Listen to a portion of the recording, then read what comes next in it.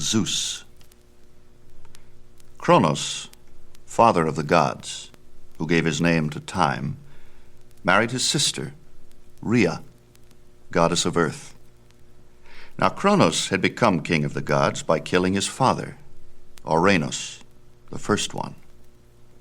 The dying Ouranos had prophesied, saying, "You murder me now and steal my throne, but one of your own sons will dethrone you, for crime begets crime." So Kronos was very careful. One by one, he swallowed his children as they were born. First, 3 daughters, Hestia, Demeter, and HERA. Then 2 sons, Hades and Poseidon. One by one, he swallowed them all. Rhea was furious.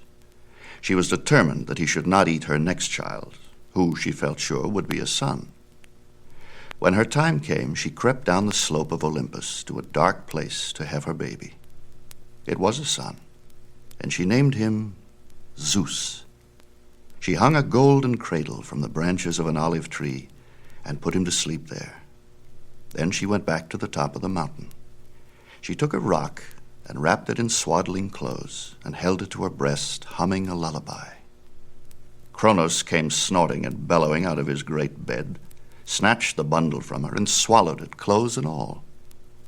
Rhea stole down the mountainside to the swinging golden cradle and took her son down into the fields.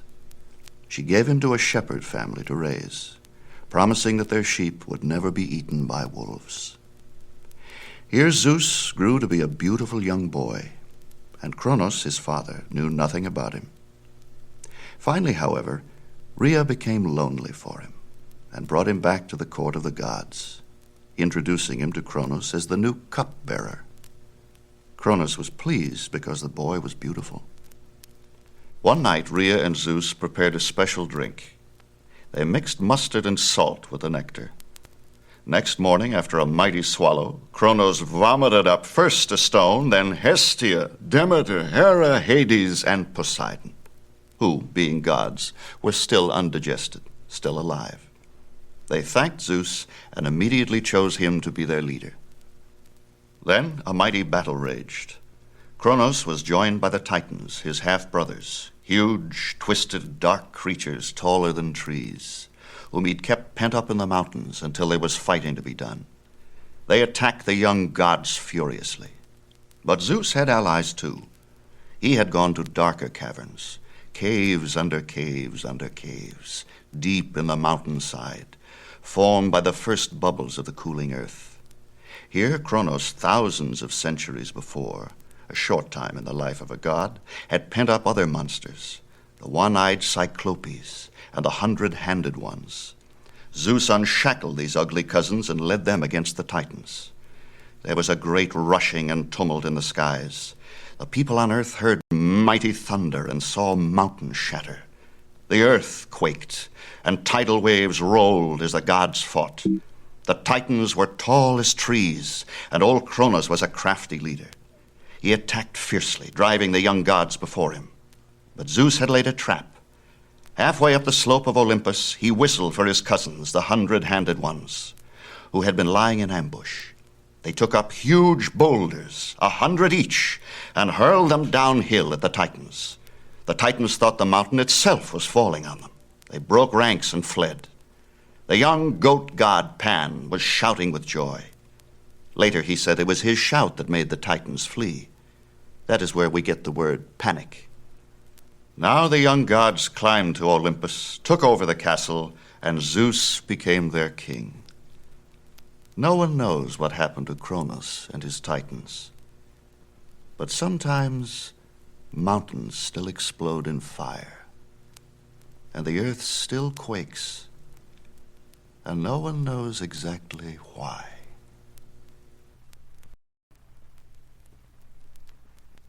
HERA. Now, these gods reigned for some 3,000 years.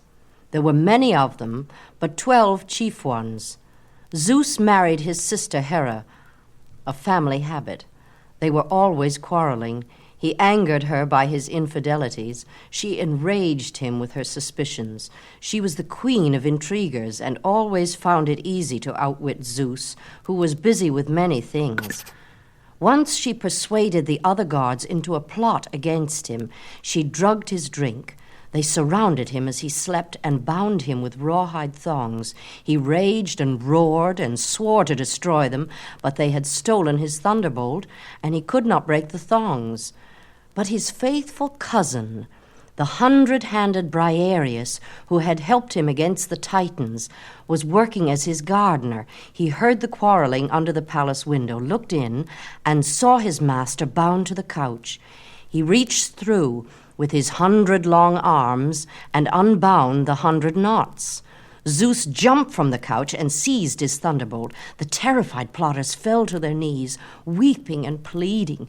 He seized HERA and hung her in the sky, binding her with golden chains.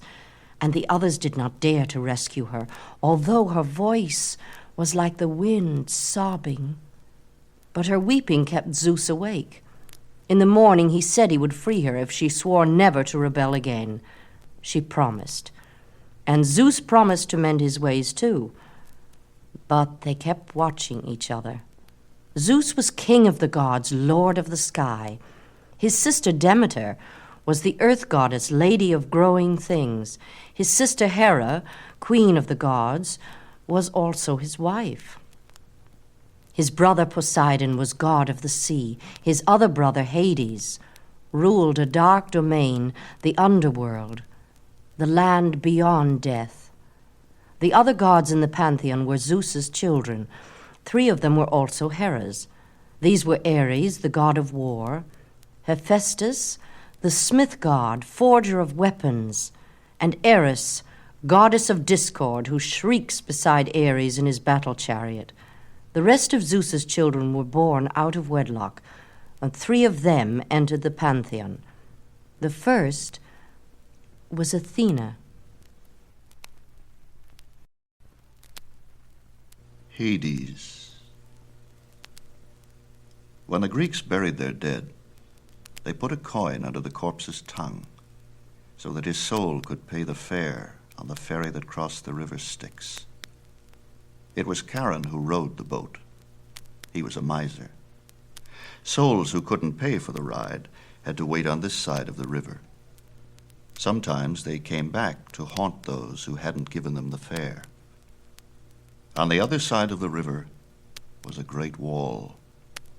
Its gate was guarded by Cerberus, a 3-headed dog who had an appetite for live meat and attacked everyone but spirits. Beyond the gate in Tartarus was a great wide field shaded by black poplars.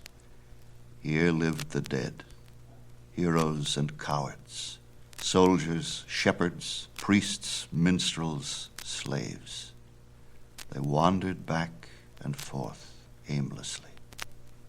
When they spoke, they twittered like bats. Here they awaited trial by 3 judges, Minos, Rhadamanthus, and Aeacus. Those who had particularly displeased the gods were given special punishment. Sisyphus must always push a huge rock uphill. Each time he gets it halfway up, it breaks loose and rolls down to the bottom, and he must begin again. And this he will do for all time. Tantalus has been given a burning thirst and set chin deep in a cool, clear stream of water. But every time he bends his lips to the water, it shrinks away, and he can never drink. Here he will stand as long as Sisyphus rolls his stone. But these are special cases. Most of the souls were judged to be not too good and not too bad, but simply dead. They went back to the field which is called the field of Asphodel to wait for nothing. Those judged to be of unusual virtue were sent to the Elysian fields close by. Here it was always holiday. The air was full of music. The shades danced and played all day long. all night long, too, for the dead need no sleep. Also, these happy spirits had the option of being reborn on earth. Only the bravest accepted. There was a special part of Elysium called the Isles of the Blessed. Here lived those who had been 3 times born and 3 times gained Elysium. Hades and his queen lived in a great palace made of black rock. He was very jealous of his brothers and scarcely ever left his domain. He was fiercely possessive, gloated over every new arrival, and demanded a head count from Charon at the close of each day. Never did he allow any of his subjects to escape, nor did he allow a mortal to visit Tartarus and return. There were only 2 exceptions to this rule, and those are other stories.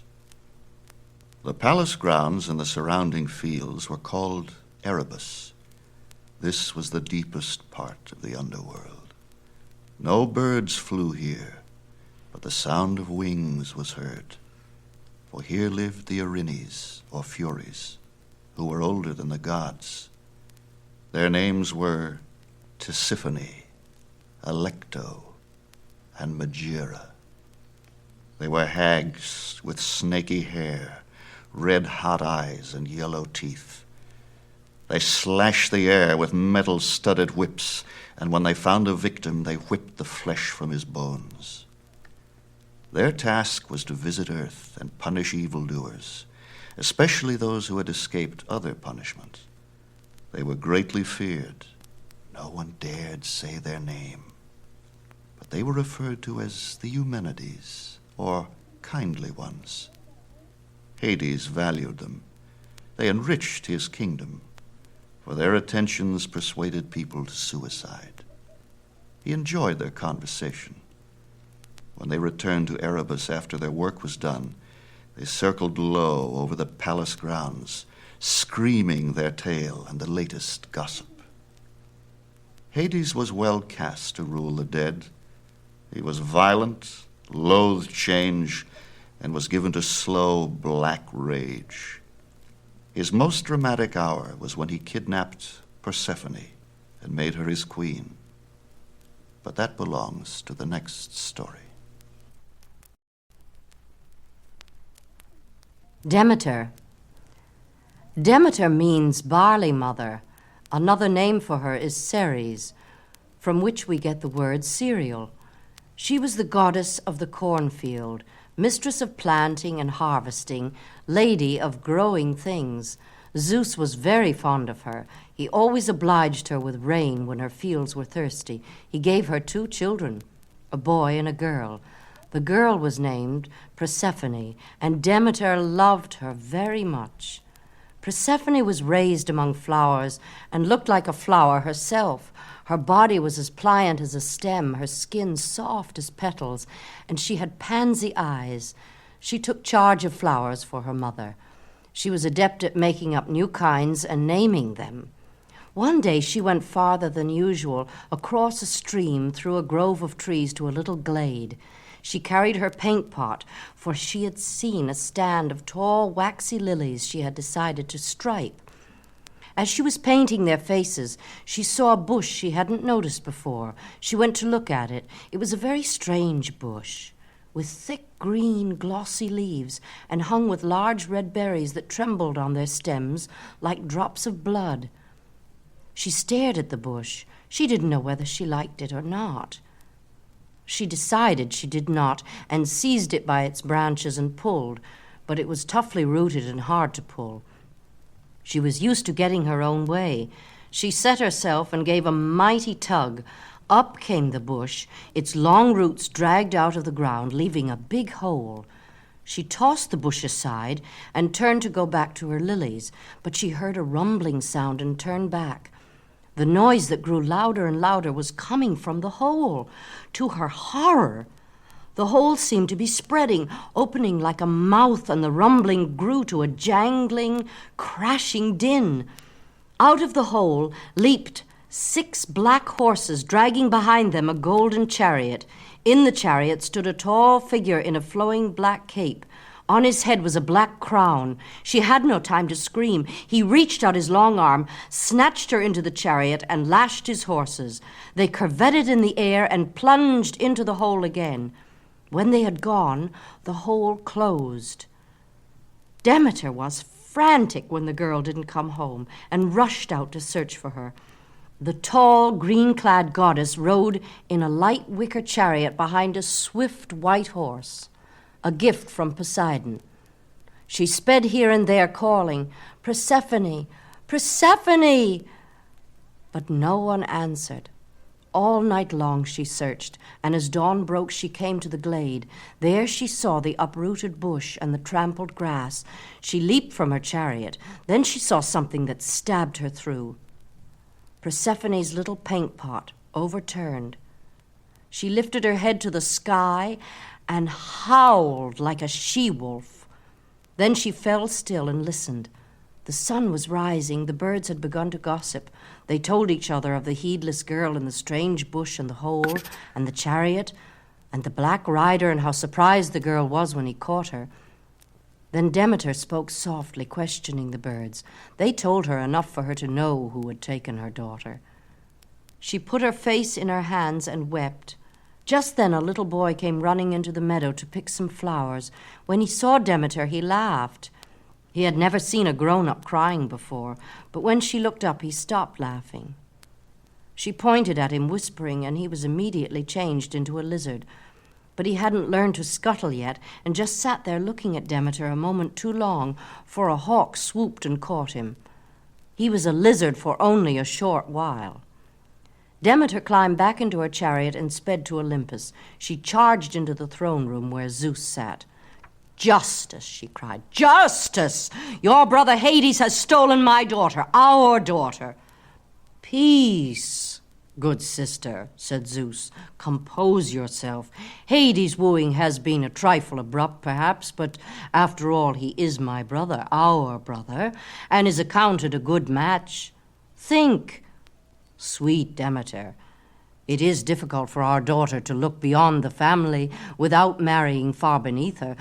"Never!" cried Demeter. "It must not be. Anyone but Hades. Don't you realize this is a spring child, a flower child, a delicate, unopened bud?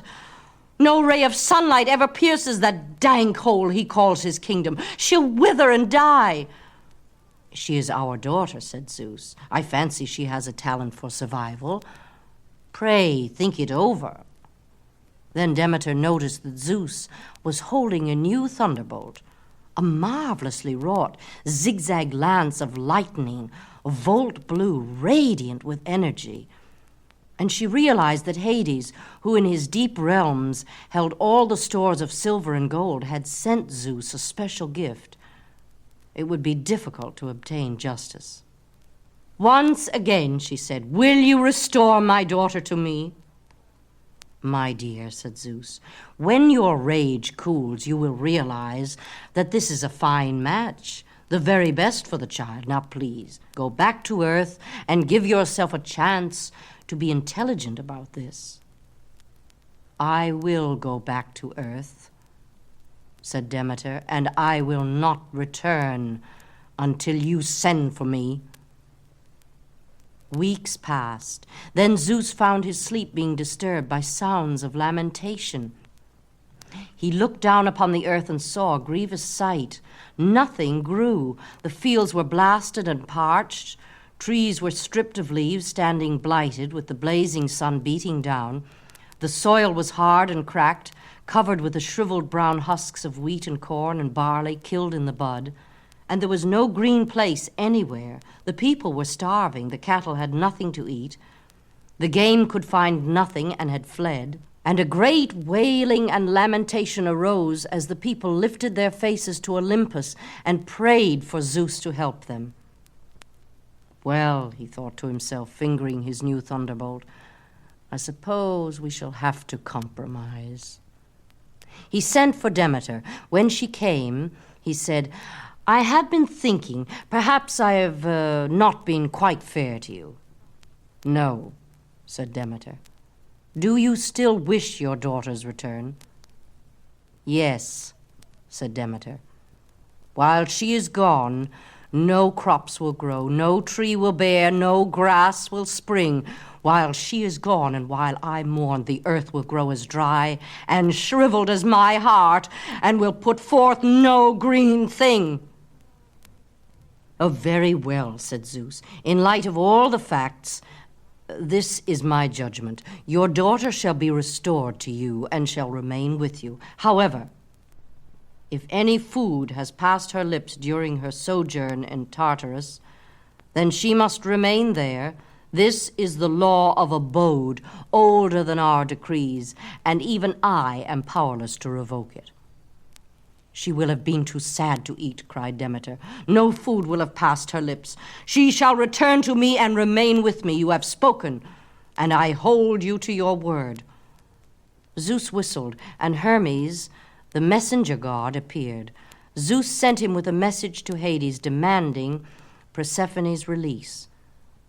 "Will you ride with me to the gates of Tartarus?" cried Demeter. "I have the swiftest horse in the world, given me by Poseidon." "Thank you, good aunt," said Hermes, "but I believe my winged shoes are even faster." And he flew out of the window. In the meantime, Persephone was in Erebus with the Dark King. After the first few days of haste and brutality and strangeness, he began to treat her very gently and with great kindness. He gave her rubies and diamonds to play jacks with, had dresses spun for her of gold and silver thread, ordered her a throne of the finest ebony, and gave her a crown of black pearls. But she made herself very difficult to please. She tossed her head, stamped her foot, and turned from him. She would not speak to him, and said she would never forgive him.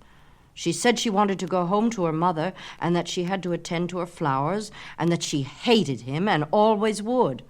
As she launched these tirades at him, he would stand and listen and frown and keep listening until she flounced away.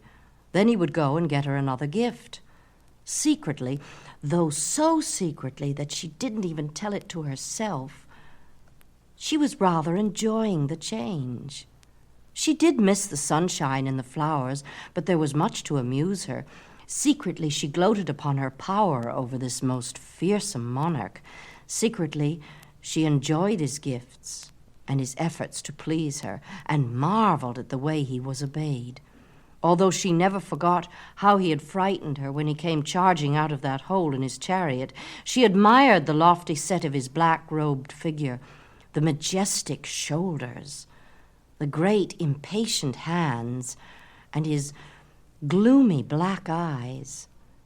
But she knew that part of her power over him was disdain. She kept flouting and abusing him, and, which made him even gloomier than ever, refused to let a crumb of food pass her lips. He tried every way he knew to tempt her into eating. His cook prepared the most delicious meals, and his servants bore them to her chamber. But she would pretend not to notice a thing, and sit there holding her head high, not even allowing her nostrils to twitch, although the rich smells were making her wild with hunger. She swore she would not eat a mouthful until he had returned her to her mother.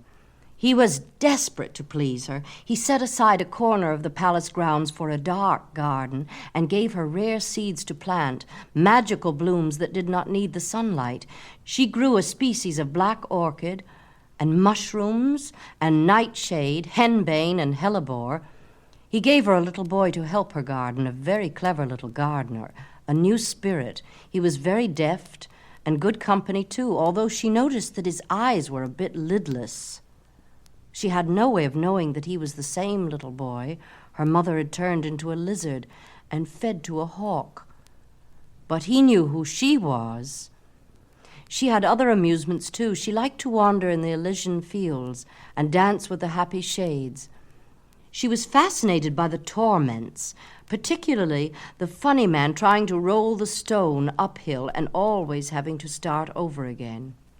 She pitied Tantalus, and when no one was looking, cupped some water in her hands and gave it to him to drink, and he thanked her in a deep, sad voice. But after she left, it was worse than ever. He knew she would not remember him again, and this one flash of hope made the ordeal worse. Still, she liked her garden best, and that was where she spent most of her time, more time than ever, because she was so hungry she didn't know what to do, and she didn't want Hades to see how she felt. She knew he would think up more delicious things to tempt her if he thought she was weakening. Standing in the garden one afternoon, half hidden in a clump of nightshade, she saw the little boy eating something. It was a red fruit, and he was eating it juicily. He saw her watching and came toward her, smiling, his mouth stained with red juice. He held out his hand. It was a pomegranate, her favorite fruit. "We're alone," he whispered. "No one will see you. No one will know. Quickly now, eat." She looked about. It was true. No one could see them. She felt her hands acting by themselves, as though she had nothing to do with them. She watched as the fingers curled savagely and ripped the fruit across. They dug in, plucked out seeds, and offered them to her lips. 1, 2, 3. She thought she had never tasted anything so delicious as these tiny, tart, juicy seeds.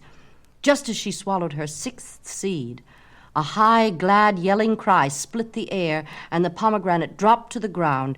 It was a cry that any god recognized. Hermes' keen herald shout, meaning that he was coming with news, good or bad, but worthy of high attention. She raced to the palace. The little gardener scooped up the pomegranate and raced after her. Sure enough, it was Cousin Hermes. His hair tumbled from the wind, the wings on his feet still fluttering from the speed of his going. "Good day, cousin," he said. Hades loomed next to him, scowling blackly. "I bring you a message from your mother. She wants you home, and your host has kindly agreed to an early departure. How are you? Haven't eaten anything here, I hope? No? Good. Let's be on our way."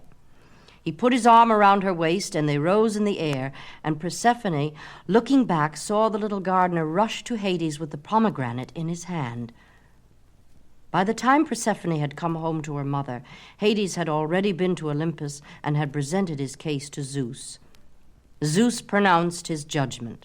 Because the girl had eaten 6 seeds of the pomegranate, she would have to spend 6 months with Hades each year. "Never mind, Mother," said Persephone. "Don't cry. We must be happy for the time that I am here." "I suffer," cried Demeter. "I suffer here." She struck herself on the chest. "Here in my mother's heart, and if I suffer, then everyone else shall suffer too. For the months that you spend with that scoundrel, no grass will grow, no flowers blow, no trees will bear. So long as you are below, there will be desolation everywhere. That is why summer and winter are the way they are. That is why there is a time for planting and a time when the earth must sleep under frost." Birth of the twins. Zeus pursued a nymph named Leto, but Hera was watching.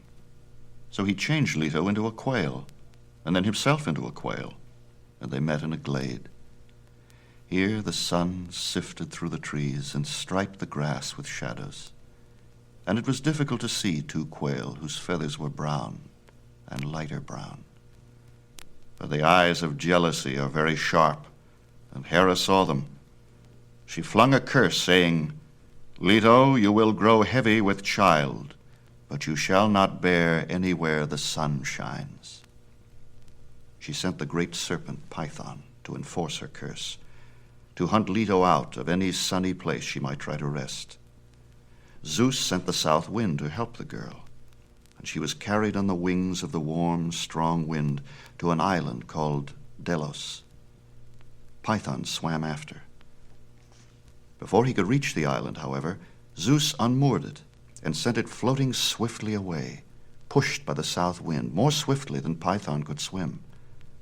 Here, on this lovely island, Leto gave birth to twins, Artemis and Apollo.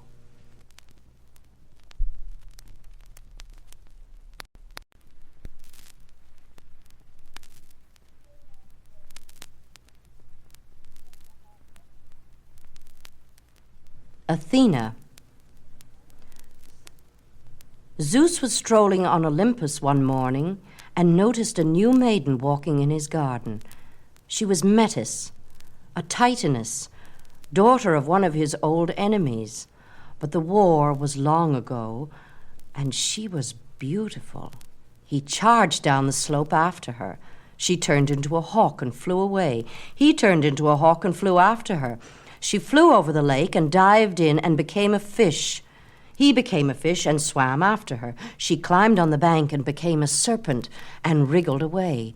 He changed himself into a serpent and wriggled after her and caught her. After he left her, he heard a bird cry and a fish leap, and those wild sounds combined to become a prophecy, which the rattling leaves echoed. "Oh, Zeus, Metis will bear a child, a girl child. But if she bears again, it will be a son who will depose you as you deposed Cronus." The next day Zeus walked in his garden again and found Metis there. This time she did not flee. He spoke softly to her and smiled. She came to him. Suddenly he opened his mouth and swallowed her. That afternoon he suffered a headache, the worst headache that anyone, god or mortal, had suffered since the beginning of time. It was exactly as if someone were inside him with a spear, thrusting at all the soft places in his head. He shouted for Hephaestus, who came running up with hammer and wedge. Zeus put his head on the anvil, and Hephaestus split the mighty skull. Then Hephaestus leaped back, frightened, because out of the head sprang a tall maiden in armor, holding a long spear. This was Athene, the gray-eyed, the wide-browed. The manner of her birth gave her domain over intellectual activities. It was she who taught man how to use tools. She taught him to invent the axe, the plow, the ox yoke, the wheel, and the sail. She taught his wife to spin and weave. She concocted the science of numbers and taught it to man, but never to woman. She hated Ares and took great pleasure in thwarting him on the field of battle. For all his mighty strength, she often beat him because she was a mistress of strategy. Before battle, captains prayed to her for tactics. Before trial, judges prayed to her for wisdom.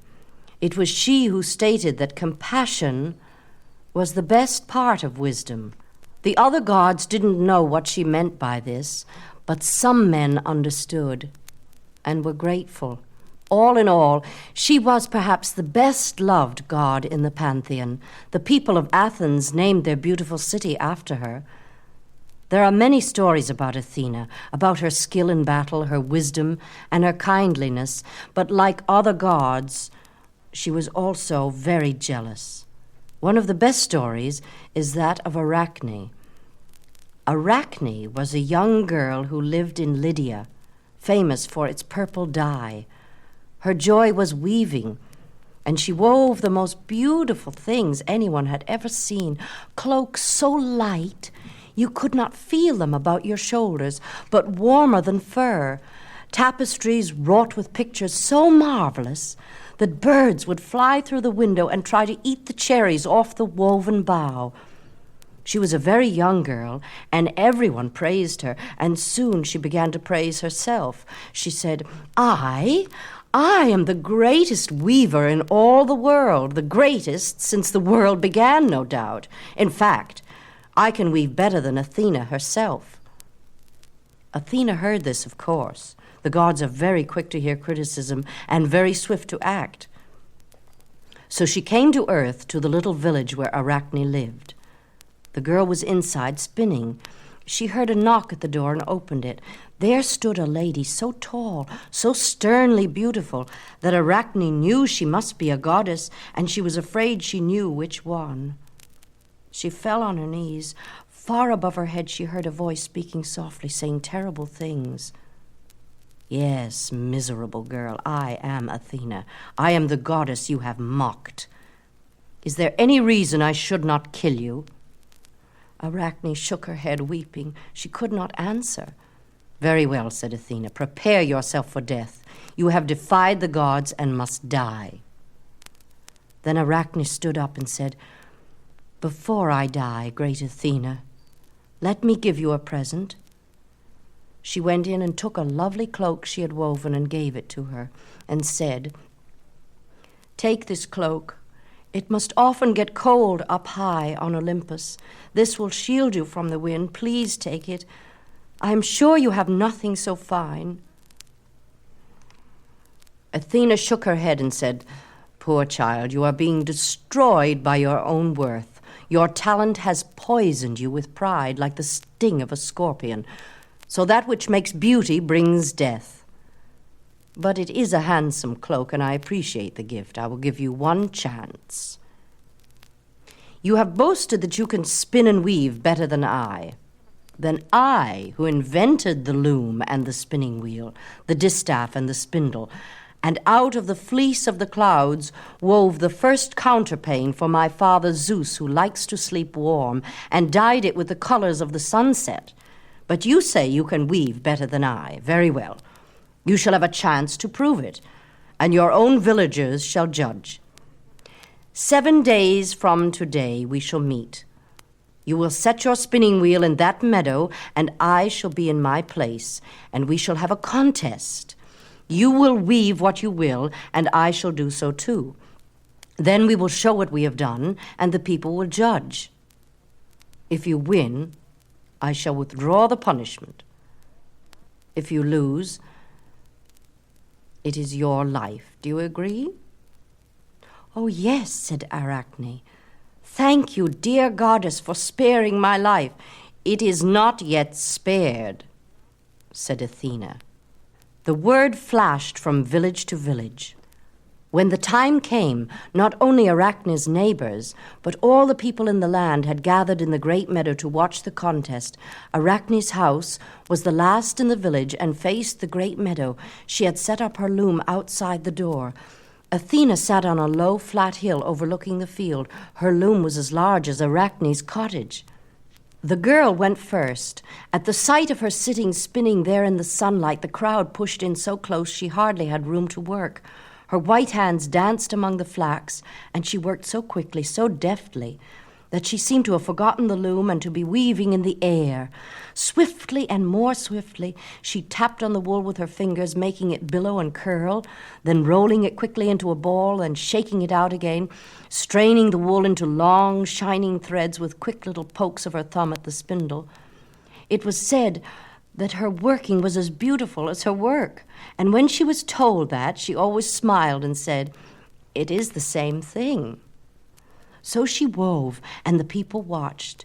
Then the finished cloth began to come from the loom, and everybody laughed to see, for they were joyous scenes, morning scenes, a little boy and a little girl running in a green field among yellow flowers, chased by a black dog, a maiden at a window, dreamily combing her hair, a young man watching the sea, counting the waves, and later, in a purple dusk, that same young man and girl standing under a tree, looking at each other. Swiftly and more swiftly, the white hands danced between loom and spindle. She wove bouquets of flowers for the wedding, and a wedding gown for the bride, and a gorgeous cloak for the young husband. And remembering what Athena had said before, she spun a counterpane for their bed. Each square not a block of color, but a little picture. One from the childhood of the man, one from the childhood of the bride, all together, mixing as their memories would mix now. The counterpane was last. When she arose and snapped it out, the people gasped and laughed and wept with joy. And Arachne curtsied toward the low hill, and Athena began to spin. The goddess had conjured up a flock of plump white woolly clouds about her hilltop. So she did not have to comb fleece or draw thread. She used cloud wool, the finest stuff in all the world. And she dyed it with the colors of the dawn, and the colors of the sunset, and the colors of sleep, and the colors of storm. Now the whole western part of the sky was her loom. She flung great tapestries across the horizon, scenes from Olympus, things that mortal man had never hoped to see, almost too terrible to see. Cronus cutting up Uranus with a scythe, Zeus charging across the firmament with his 100-handed ones, shattering the Titans, the binding of Zeus, the punishment of Hera, Zeus chasing Metis as hawk and fish and snake, then the birth of Athene herself, springing from Zeus's broken head. Then more quiet scenes, Athena teaching the arts to man, teaching him to plow, to sail, to ride in chariots, teaching the women to spin. Then finally, muddling it all up, poking her long spindle among the woven clouds and mixing them and stirring up a dark, strange picture. The future of man. Man growing huge and monstrous, his trees turning to spikes, his fields to stone, swollen and dropsical with pride, building something so loathsome he had to look away while he was making it. This was too much for the multitude. The vast crowd fell on its knees and wept. Arachne was watching. She had never moved from the time Athena had started to work, but stood there straight with pale face and glittering eyes watching. And when the people fell on their knees, she turned and went away. She walked quietly to a grove of trees, and there took a rope and hanged herself. Athena came down from the hill and spoke no word to the people, who dispersed. Then she went to the grove and saw Arachne hanging there. The girl's face was black. Her eyes were bulging. Her hair was streaming. Athena reached her long arm and touched the girl on the shoulder. The face grew blacker, and the eyes bulged more. The body shrank. The arms and legs dwindled and multiplied. Then Athena touched the rope. It shriveled, growing thinner and thinner, until it was a frail, shining strand. And there at the end of this shining silken hair swung a small, hairy creature with many legs. It looked at Athena, then turned and scuttled up its thread, drawing it up as it climbed. It floated away over the grass until it came to a low bush, cast another loop, and sat there practicing, for it knew that now it was meant to spin without rivalry until the end of time. That is why spiders are called arachnids, by those who know them best.